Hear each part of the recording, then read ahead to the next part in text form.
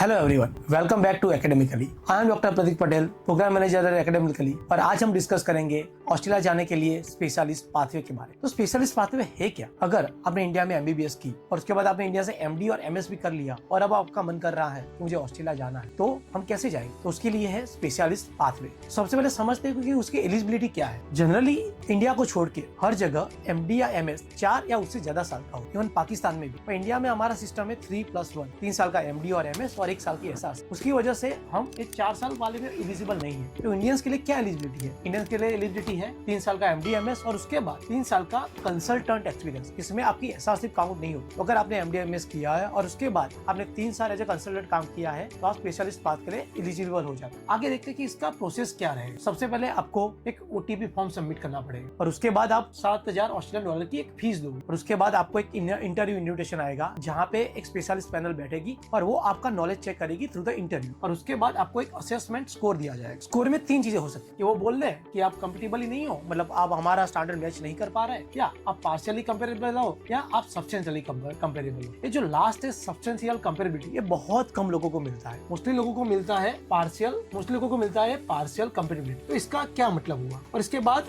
आगे क्या कर सकते हैं? अगर आपको पार्शियल कंपेरेबिलिटी मिलती है तो उसके बाद जाके आप सीधा वहाँ पे प्रैक्टिस नहीं कर, आपको वहाँ पे जाके 1 साल का ट्रेनिंग करना और 1 साल के ट्रेनिंग के दौरान उसके बाद वापिस आपका रिव्यू होगा। आपके पीयर्स आपको रिव्यू करेंगे, वो आपको स्कोर देंगे और उसके बेस में आप पे आगे काम करता हूँ। पर यहाँ पे एक दिक्कत है, ये पाथवे बहुत ज्यादा कॉम्पिटिटिव है कि बहुत कम सीट है और बहुत ज्यादा लोग अप्लाई करते हैं। तो कई बार आपको पार्शियल कंपेरेबिलिटी मिलने के बाद भी आपको जॉब नहीं मिलती या ट्रेनिंग के लिए आपको कोई जगह नहीं मिलती। ये पाथवे वहाँ पे थोड़ा रिस्की हो जाए। और अगर आपकी सब्सटेंशियल कंपेरेबिलिटी है तो आप डायरेक्टली एज ए कंसल्टेंट काम कर सकते हो। आपके पीयर आपका रिव्यू करेंगे और अगर वो सब सही रहा तो आपको परमानेंट लाइसेंस वहाँ पे मिल जाए। लेकिन दिक्कत क्या है कि आप कंपेरेबिलिटी तो हासिल कर लोगे लेकिन उसके बाद भी लोगों को जॉब नहीं मिलती और जब तक आपको जॉब नहीं मिलेगी आप वहाँ पे काम नहीं। तो एक ऑप्शन क्या हो सकता है? सबसे पहले सीट बहुत कम हो जाएगी और वो एक्सपीरियंस को बहुत ज्यादा प्रेफरेंस देते हैं। अगर आपके भले बोलते हैं कि आपके पास 3 साल का एक्सपीरियंस है तो आप एलिजिबल हो, बट मैं रिकमेंड नहीं करूंगा कि अगर जब तक आपके पास 7-8 साल का एक्सपीरियंस हो और क्वालिटी एक्सपीरियंस तब तक आप वहाँ पे जाए। तो और क्या रास्ता है, क्या कर सकते, उसके बारे में भी हम बात। सबसे पहले